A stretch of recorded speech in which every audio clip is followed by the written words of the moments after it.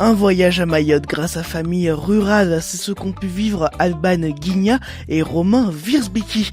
Alors Alban Guigna, Romain Wierzbicki, vous êtes tous les deux membres du comité jeune. Ce voyage s'est fait dans quel objectif ? Alors l'objectif, c'était d'échanger avec les jeunes d'outre-mer et d'apporter les techniques d'animation que nous avions donc au niveau du BAFA en métropole aux jeunes mahorais afin qu'ils s'engagent justement à suivre les mêmes techniques.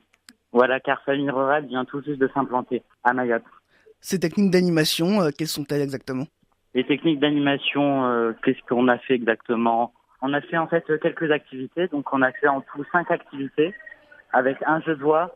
Donc un jeu de voix, ça reprend un peu le principe du jeu de société, mais avec des questions sur la citoyenneté, donc l'environnement, comment vous vous sentez, enfin, êtes-vous citoyen français, enfin, comment il le ressentait en fait de vivre justement dans l'outre-mer. En fait, ils sont français, donc voilà, s'ils se sentaient proches de la métropole. Et alors, verdict, quel bilan est-ce que vous retenez de tout ce qu'ils vous ont dit ? Donc le bilan, c'est que on a poussé les jeunes justement de Mayotte à se former au niveau du BAFA, à s'engager justement aussi au niveau des associations famille rurale. On a aussi des retours, justement, ils ont envie de venir en métropole afin aussi de découvrir un peu notre culture métropolitaine, ouais. Donc voilà, donc ils ont envie de venir, donc on les accueillera et on échangera. C'était important de venir à Mayotte alors que Famille Rurale venait de s'implanter ? Oui. Oui, parce que là-bas, il n'y a pas beaucoup de jeunes, ils n'ont pas beaucoup de jeunes engagés en étant bénévoles. Et voilà. Donc voilà. Sur place, alors comment ça s'est passé ? C'est Famille Rurale qui a tout organisé ? Oui. C'est Famille Rurale qui Non, en fait, on s'est organisé, c'est surtout le comité jeune, en fait. C'est nous qui avons démarré le projet. On est Famille Rurale, oui. Mais oui, c'est le comité jeune qui s'est engagé dans cette voie. Donc, on a débuté le projet fin d'année 2017. Puis, on a peaufiné, on a fait nos activités. Donc, oui, tout à l'heure, je parlais des activités. Il n'y avait pas que le jeu de voix. On a fait aussi un blind test. Donc, le blind test, en fait, on a proposé nos chansons des musiques pour chaque tranche d'âge, donc les petits, les ados et les adultes. Et puis dans cette optique, sur le terrain, on a pu connaître aussi leur musique. Donc c'est vraiment sur l'échange, le projet se base vraiment sur l'échange. Et puis comme activité, on avait fait aussi une activité sur l'engagement. Parce que eux, pour eux, c'était l'engagement. Et ce qui nous a surpris, c'était que pour eux, l'engagement, c'était le mariage direct. Tout de suite. Dès qu'on parlait d'engagement, pour eux, c'était le mariage. Donc c'est finalement le mariage, oui, c'est très important pour eux, oui, du coup, c'est dans leur culture. Donc l'engagement, pour eux, c'est directement le mariage. Mais on a un peu rebondi sur le terrain, puis on a vu que vraiment ceux qui s'engageaient bénévolement dans une sauce famille rurale, du coup. Donc voilà. Donc finalement, vous avez pu voir les différences entre la culture mahoraise et la vôtre. Oui, on a vu certaines différences entre la culture mahoraise et la nôtre. Oui, ça n'avait rien à voir. Niveau nourriture, déjà, on a été très bien accueillis. Donc on a été très bien accueillis par les Mahorais. C'est pas du tout le même accueil qu'on a en métropole, du coup. Donc voilà. En danse, en fait, on est tout le temps accueillis en dansant, en musique.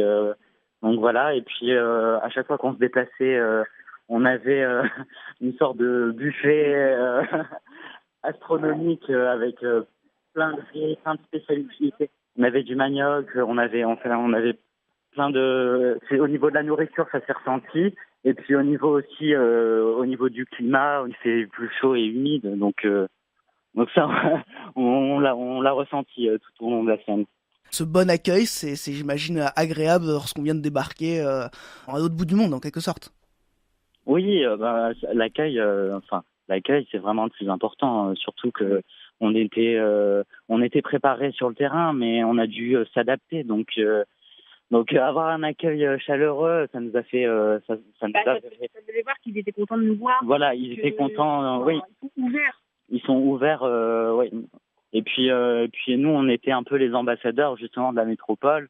On a assisté à plusieurs activités en dehors des techniques d'animation. Donc, on a assisté à des inaugurations de MJC, par exemple. La pirogue. On a assisté à la course annuelle de la pirogue parce que là-bas, ils ne fêtent pas la Toussaint. Donc, ils ont une fête annuelle de la pirogue. Donc, voilà.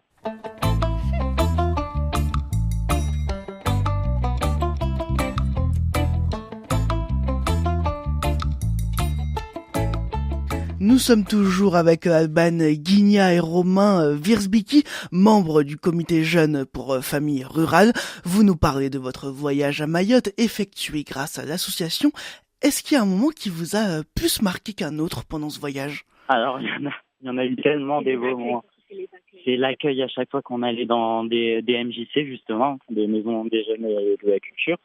C'est surtout l'accueil, la chaleur humaine, en fait. C'est pas du tout la même qu'en métropole. C'est pas du tout la même chose qu'en métropole, en fait. On est vraiment accueillis en dansant, enfin, ça n'a rien à voir. Vraiment le noir et le blanc. Hein. Donc, c'est ça qui nous a vraiment... Et puis, quand on a aussi fait nos activités sur le terrain, on a vraiment pu échanger avec les jeunes, on a gardé contact avec certains d'entre eux, du coup. On a récupéré leurs numéros sur les réseaux sociaux.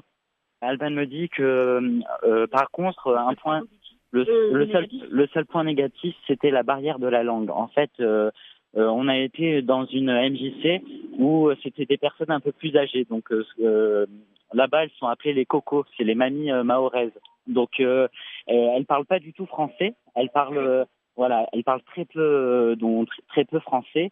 Elles parlent mahorais justement et du coup on pouvait pas communiquer. Donc on a eu des problèmes au niveau de la langue. On a demandé à une personne qui nous suivait, qui était en service civique là-bas, de faire la traduction du coup, pour faciliter l'échange. Donc voilà. Et puis sinon avec les jeunes, enfin il y a pas eu de souci. Et justement ils souhaitent connaître. Je retiens certains jeunes qui me parlent de la neige en métropole. Ils aimeraient bien venir pour voir la neige vu qu'il y en a pas à Mayotte du coup. Ils ont prévu de venir quand d'ailleurs? Leur projet, ils sont en train d'essayer de chercher les financements. Donc, voilà, je pense qu'ils viendront d'ici 1 an ou 2. On pourra les accueillir. Ils ont prévu d'ailleurs de vendre les produits locaux, donc mahorais, donc des bananes, des ananas. Faire les marchés. Faire les marchés et essayer de vendre un maximum pour financer leur projet. Et puis espérons qu'ils aient suffisamment de subventions du coup pour venir en métropole. Et puis on leur fera une semaine de découverte en France, du coup, dans notre culture. En métropole, voilà. C'est une semaine que vous êtes partis, donc... Oui, on est parti une semaine du 28 au 5 novembre, du coup. Oui, 2018. Et pendant cette semaine, vous avez dormi où? Vous avez eu la chance de dormir chez l'habitant? Alors oui, voilà. Donc on a eu un énorme... au niveau de... on a dormi où chez l'habitant? Oui. Donc oui, on a dormi chez l'habitant. Donc on a eu un problème, c'est que 1 mois avant de partir, le logement avait été réquisitionné. Donc on était, il avait été réquisitionné par la gendarmerie. Du coup, on n'a pas pu dormir à l'hôtel prévu au nord de l'île. Du coup, on a trouvé une maison d'hôtes avec on était vraiment immergé dans la vie locale. Donc là, on était moins dans le... Enfin, il n'y avait pas de côté touristique, mais vers le nord, il y a un peu plus... c'est plus... à Mamoudzou, par exemple, il y a plus de tourisme. Et du coup, là, on était vraiment au sein de la culture mahoraise. Donc, on a pu manger vraiment tous les jours ce qui était préparé, mahorais, voilà. Et puis voilà. Et puis notre comment elle s'appelait déjà notre Nadine. Donc Nadine, notre hôtesse, elle nous a aussi préparé des activités. Ça a dû être enrichissant de découvrir toute cette nouvelle culture que vous connaissiez pas. Voilà, des salouva, oui. On avait fait une journée salouva, donc les femmes étaient habillées salouva, oui. Et puis ils ont pu faire des masques. Les bijoux. Ils ont découvert des bijoux aussi. Qui s'offraient à leur mariage. Oui, qui s'offraient au mariage, du coup. Donc c'était plus enrichissant justement de dormir chez l'habitant que dans un hôtel où on aurait pas profité justement de cette culture. On n'aurait pas été immergé, dans la culture mahoraise. Le fait que ce soit le comité jeune qui ait tout organisé de A à Z, finalement, est-ce que c'est encore plus Oui, valorisant pour vous?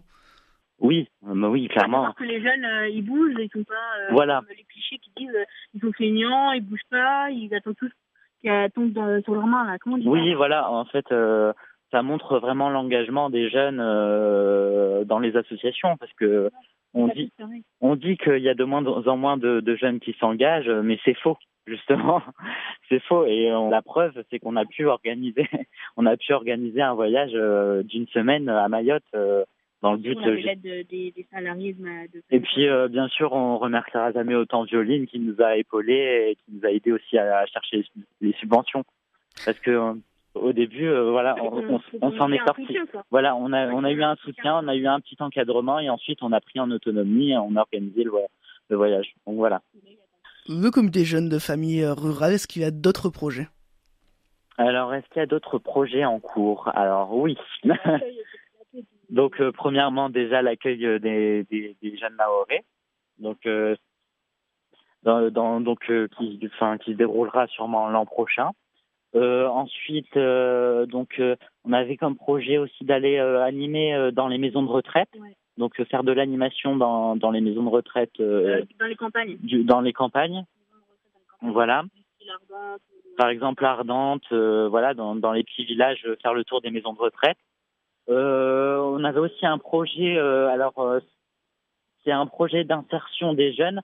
Donc les jeunes, je pense plutôt à Châteauroux, les grandes villes, où ils sont un peu plus, où il y a des jeunes qui sont un peu abandonnés, qui sont en perte, qui sont en perte de repères et qui peuvent plus faire d'études, essayer de les réinsérer pour aider à leur trouver du travail, qui sont abandonnés par leur famille, essayer de leur trouver un logement. Donc voilà. Puis bien d'autres projets. Enfin, j'ai pas tous les projets en tête, mais oui, on a énormément de projets. Voilà. Donc pour l'instant, on débute l'année, on va se fixer et puis on verra les projets au fur et à mesure, ce qui est possible avec les financements qu'on a du coup et puis avec le temps aussi qu'on a. Le but de vos projets, c'est quoi exactement? Ils doivent répondre à quel objectif? En fait, comme on fait partie du réseau Famille Rurale, donc on est plus dans les campagnes. Donc c'est un peu porter la voix des jeunes ruraux et des plus âgés du coup, de porter la voix des jeunes ruraux dans les campagnes. Et d'ailleurs au niveau national, parce qu'Alban fait partie de Famille Rurale au niveau du comité national. Donc le but est justement de faire des enquêtes sur le terrain, d'être vraiment au plus près des campagnes, parce que Mayotte justement c'est un milieu rural. Donc vraiment c'est l'objectif, c'est Famille Rurale, c'est porter la voix des jeunes, des plus âgés, des campagnes au niveau national. Merci Alban Guigna et Romain Wierzbicki. On rappelle que vous êtes membre du comité jeune pour Famille Rurale.